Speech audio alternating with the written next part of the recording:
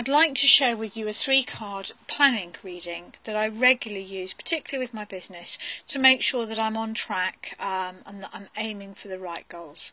The first of the 3 cards represents how I'm doing. You could think of this as an outcome card if you like, but it's more of a guide. Am I on the right path? So this time I've got the world. That suggests that whatever I've been doing recently is moving me in the right direction. Recently I've been working more on my books and my shamanism and moving online. So this is saying that that's a good role for me right now.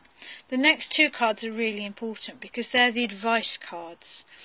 If your outcome card is less good, you can use your advice cards to get you onto a better path for you. And if the outcome card is good, you use the advice cards to make sure you get there. My first card is the 7 of Pentacles, classically called the Lord of Failure by Aleister Crowley.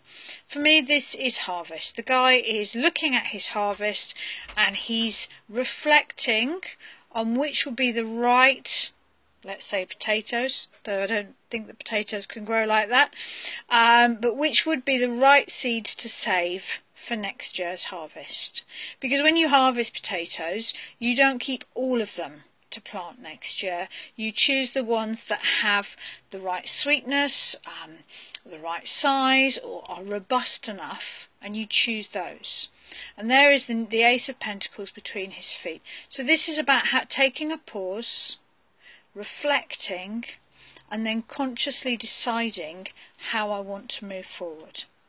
My next advice card is the lovely Emperor. To me, the Emperor represents self-discipline, logic, planning. Now, none of these are my strong points. I'm very much a Knight of Wands.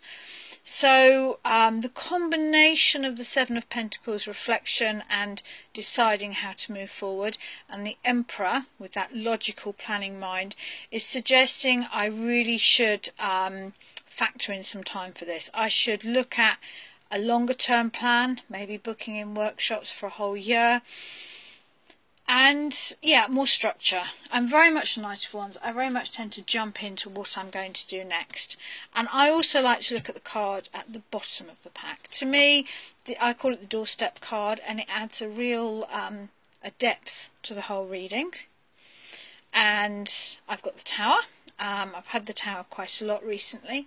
I guess for me, a lot about the Tower and business is saying that just when you think you've got the model right, the world changes or you change and the model's wrong again.